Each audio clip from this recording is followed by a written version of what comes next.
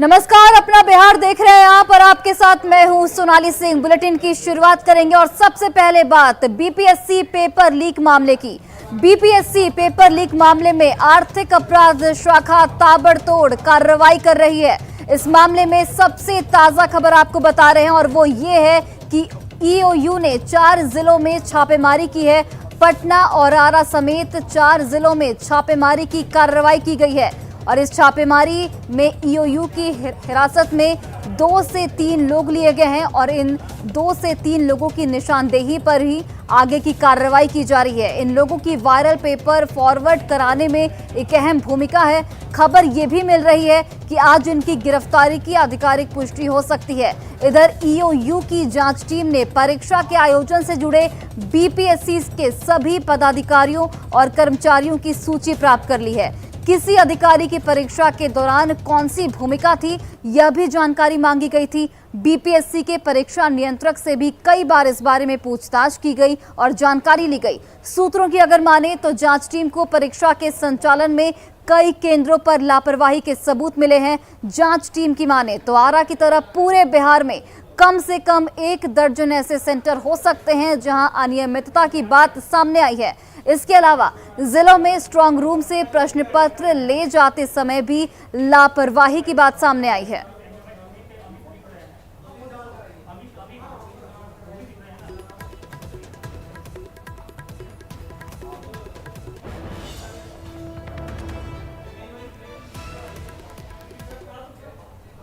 और देखिए, BPSC paper leak कांड के सप्ताह भर से ज्यादा का समय बीत चुका है।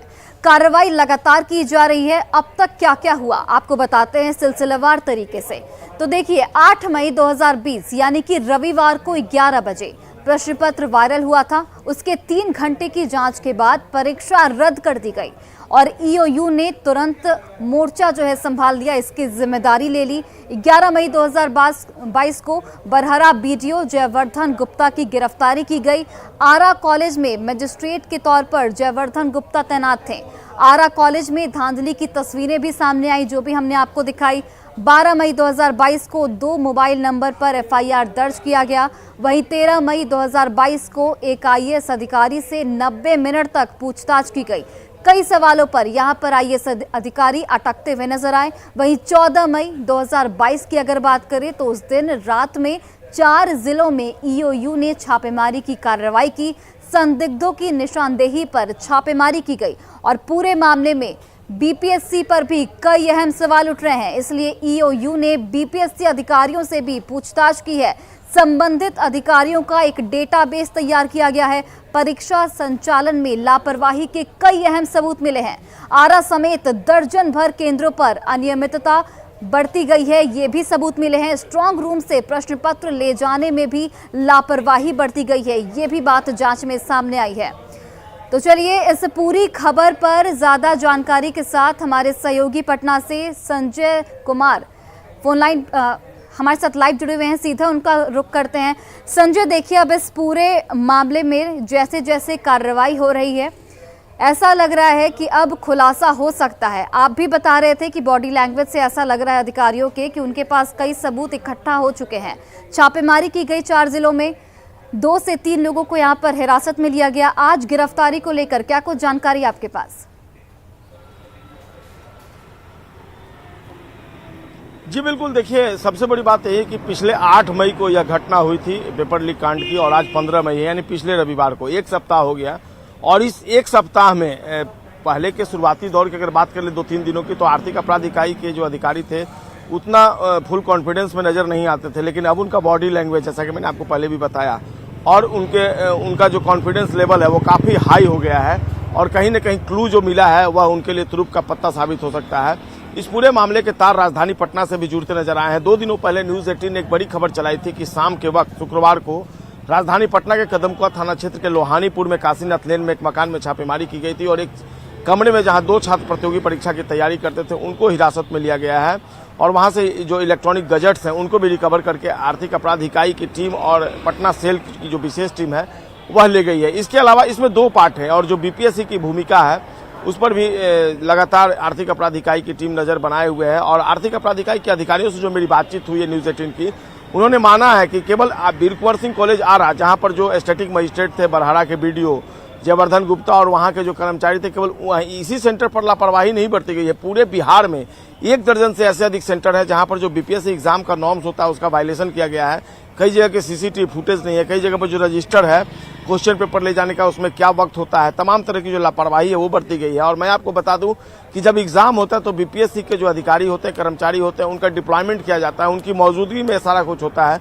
तो बीपीएससी की भूमिका जो है वो पूरी तरीके से क्लीन चिट की नहीं है। वाकई में बीपीएससी की तरफ से भी कहीं ना कहीं लापरवाही बरती गई। जो लोग हिरासत में लिए गए हैं उनसे भी कई पूछताछ के बाद तथ्य सामने आए हैं। जिस छात्र नेता दिलीप को, जिस शख्स ने क्वेश्चन पेपर जो आउट हुआ था, वायरल हुआ था, वो भेजा था, उसी ने आईएएस पदाधिकारी को भी भेजा था और इन दोनों से पूछताछ करके अहम जानकारी जो है वो निकाली गई है। वो जो शख्स है उसके बारे में जो सोर्स हैं वो बता रहे हैं कि फिलहाल वो यूओयू के हिरासत में है और उससे पूछताछ लगातार जारी है कि उसके पास कहां से आया था। हो सकता है कि आज इस पूरे मामले में शाम तक आर्थिक अपराध इकाई जो है वो आधिकारिक तौर पर खुलासा कर सकती है। लेकिन निश्चित तौर पर आर्थिक अपराध इकाई के जो अधिकारी हैं वो मान रहे हैं कि जो इसमें पूरा जो वाकया है वो कहीं ना कहीं लापरवाही से भरा है और इसमें और अब इस मामले में जल्द ही कई बड़े खुलासे हो सकते हैं, ये भी ईओयू की टीम की ओर से दावा किया जा रहा है। फिलहाल के लिए आपका बहुत बहुत धन्यवाद तमाम जानकारियां देने के लिए। बढ़ते आगे, एक तरफ बीपीएससी पेपर लीक कांड में ईओयू की छापेमारी चल रही है, तो वहीं दूसरी ओर बीपीएससी की आज एक और परीक्षा हो रही है। बाल विकास परियोजना पदाधिकारी यानी कि सीडीपीओ की प्रारंभिक परीक्षा आज आयोजित हो रही है। पटना समेत पूरे बिहार में 320 परीक्षा केंद्र बनाए गए हैं। परीक्षा को लेकर कड़ी सुरक्षा और सख्त व्यवस्थाएं की गई हैं। सीडीपीओ के 55 पदों के लिए 1,82,000 परीक्षार्थी अपना भाग्य आजमा रहे हैं। पटना के एएन कॉलेज का जायजा लिया हमारे सहयोगी अमित कुमार ने।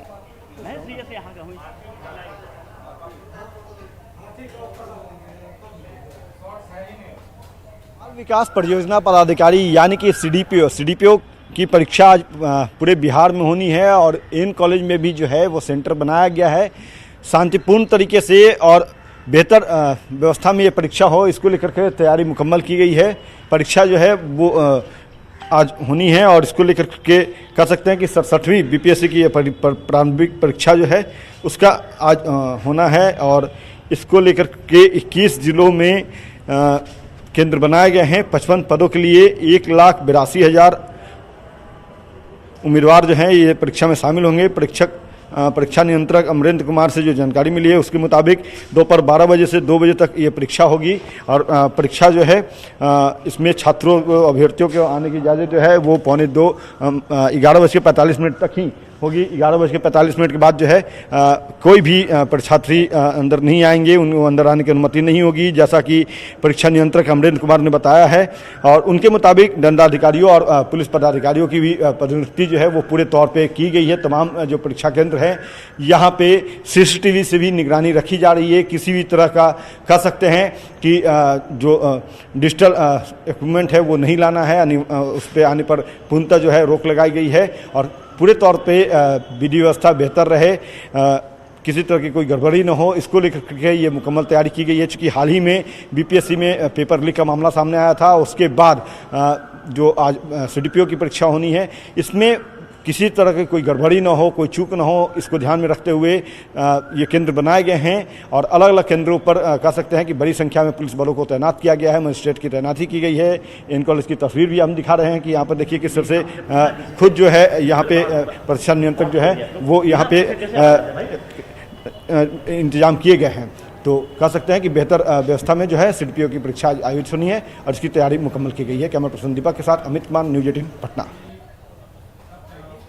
और चलिए इस खबर पर ज्यादा जानकारी के साथ परीक्षा केंद्र से हमारे सहयोगी अमित हमारे साथ लाइव जुड़े हैं, सीधे उनका रुख करते हैं।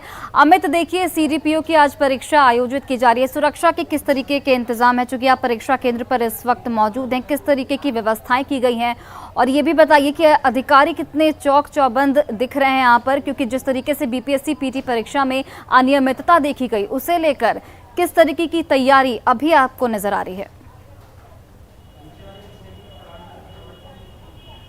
देखिए, सबसे पहले मैं तस्वीर दिखाता हूँ। ये परीक्षा केंद्र का प्रवेश द्वार है जहाँ पे पुलिसकर्मियों को तैनात किया गया है। अभी अभ्यर्थी जितने भी हैं वो इंतजार कर रहे हैं, चूँकि अभी एंट्री शुरू नहीं हुई है। 67वीं बीपीएससी के तरफ से ये 67वीं सीडीपीओ की परीक्षा जो है वो आज होनी है।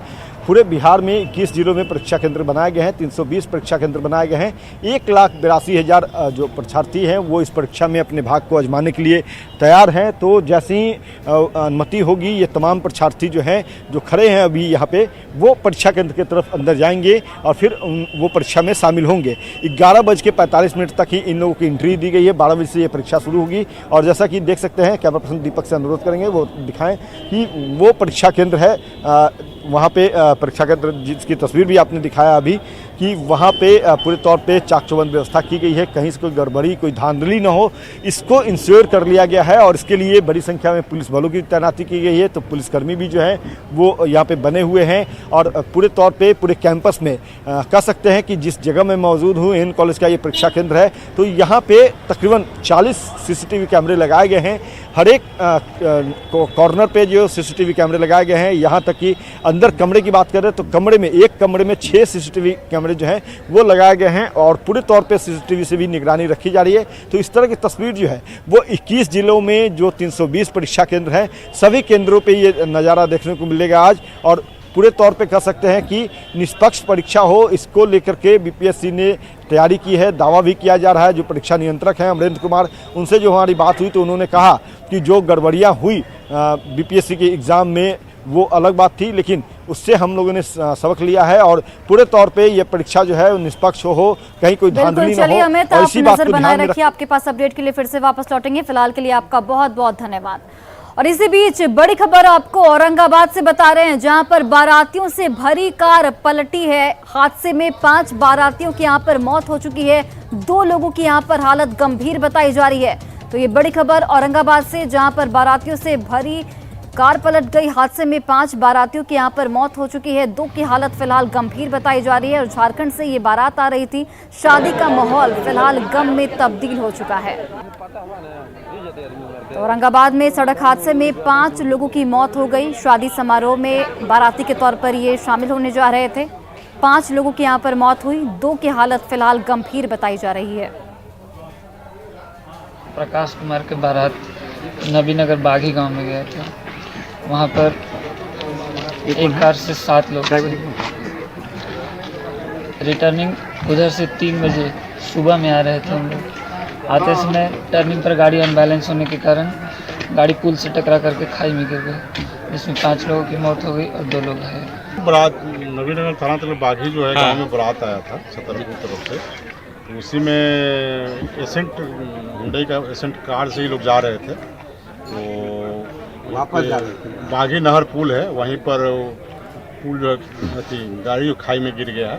तो 5 आदमी तो डेथ कर गए हैं, 2 आदमी घायल हैं, जिनका इलाज वहाँ मगध हॉस्पिटल नबीनगर में चल रहा है।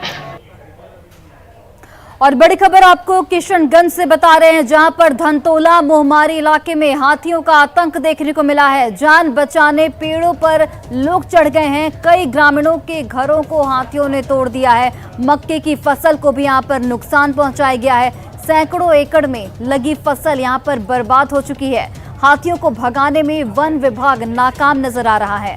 तो ये बड़ी खबर किशनगंज से, जहां पर हाथियों का आतंक साफ तौर पर देखने को मिल रहा है। 2 तस्वीरें आपके टीवी स्क्रीन पर, जहां पर लोग हाथी के डर से पेड़ पर चढ़ने को मजबूर हैं।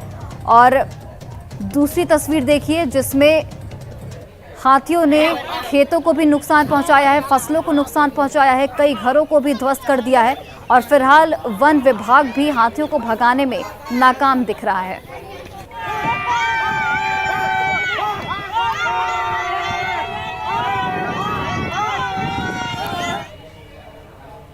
और बड़ी खबर आपको मधुबनी से बता रहे हैं, जहां पर तालाब में यात्री बस पलट चुकी है। बाल बाल सभी यात्री हालांकि बच गए हैं। तो ये बड़ी खबर आपको मधुबनी से बता रहे हैं, जहां पर तालाब में यात्री बस पलटी है। बाल बाल यहां पर सभी यात्री बच गए हैं। आपको बताते चले कि पटना से लौकहा ये बस जा रही थी। मधुबनी नगर थाना क्षेत्र की ये पूरी घटना बताई जा रही है। तस्वीरें आपके टीवी स्क्रीन पर, जहां पर बस पलटी है। हालांकि गनीमत रही कि सभी यात्री यहां पर बच गए हैं। मधुबनी बस स्टैंड के पास ये बड़ा हादसा हुआ।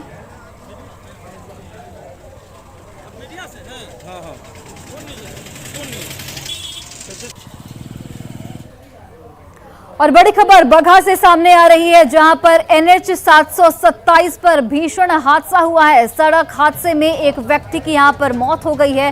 हादसे में 2 लोग गंभीर रूप से जख्मी बताए जा रहे हैं। प्रखंड कार्यालय के सामने यह हादसा हुआ। कार और बाइक की सीधी भिड़ंत हुई और उसके बाद यह हादसा हुआ। तो ये बड़ी खबर आपको बता रहे हैं, जहां पर बगहा में NH 727 पर भीषण सड़क हादसा हुआ और इस सड़क हादसे में एक व्यक्ति की मौत हो गई। गोपालगंज में उत्पाद विभाग की टीम ने छापेमारी कर महीनों से चल रहे चुलाई शराब की भट्टी को ध्वस्त किया। ये कार्रवाई मीरगंज थाना क्षेत्र के मिश्रौली महादलित बस्ती में की गई, जहां शराब तस्करों ने घर के बाहर, जमीन के अंदर और खेतों में छिपाकर चुलाई शराब को रखा था। उत्पाद अधीक्षक राकेश कुमार ने बताया कि 1200 किलो गुड़ का पाश और 15 लीटर चुलाई शराब को यहां पर नष्ट किया गया है। साथ ही शराब बनाने के लिए रखे गए चूल्हा को भी जब्त कर लिया गया है। हालांकि शराब तस्कर छापेमारी की भनक लगते ही फरार हो गए। उत्पाद विभाग के इस कार्रवाई से इलाके के शराब धंधेबाजों में हड़कंप मच गया है। वो मीरगंज थाना अंतर्गत जो है तरोचक और मिसरौली मुसरटोली है, उसमें सुबह में उत्पाद टीम द्वारा छापामारी की गई थी। तो घर के बाहर खेतों में जो है, ज़मीन के अंदर और गली में भी, रास्ते में, बाहर आंगन में, उस सब में ज़मीन के अंदर गार के गुड़ का जो पास होता है जिससे शराब बनाया जाता है, वो हम लोग लगभग 1200 केजी जो है वो भी नष्ट किए हैं। 15 लीटर चुलाई शराब भी मिला है। और राजधानी पटना में चोरों का कहर लगातार जारी है। चोरों ने बोरिंग रोड स्थित अपार्टमेंट के दर्जनों फ्लैटों में से लाखों की चोरी की। चोरों ने घरों के दरवाजों को गैस कटर से काटकर घटना को अंजाम दिया है। चोरी की घटना ने पीड़ित लोगों में दहशत का माहौल बना दिया है। चोरों की करतूत वहां लगे CCTV कैमरे में कैद हो गई। पुलिस अब इसी फुटेज के आधार पर चोरों की पहचान में जुट गई है।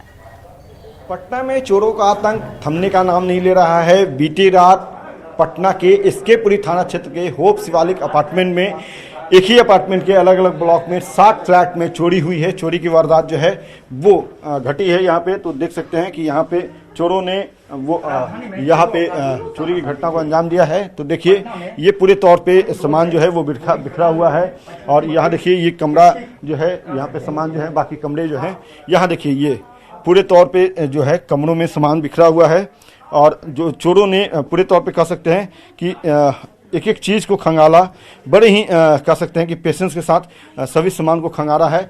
और यहाँ देखिए, चोरी की घटना हुई है और चोर जो है वो अलमीरा तोड़ा है चोरों ने, और फिर जितनी भी ऑर्नामेंट्स थे वो यहाँ से उठा करके ले गए हैं। देख सकते हैं कि ये ऑर्नामेंट्स के सारे जो है पैकेट्स यहाँ पड़े हुए हैं। यहाँ पे चोरी की घटना जो हुई है, यहाँ बात करते हैं हमारे साथ दूसरे फ्लैट के, चूंकि इस फ्लैट के जो तमाम लोग जो हैं वो बाहर हैं। को 2 बजे स्टार्ट हुआ है, 5 लोग आए थे और 6 फ्लैट में अटेम्प्ट किया है, जिसमें से 7 फ्लैट में अटेम्प्ट किया है, एक में ताला काट के छोड़ दिया है।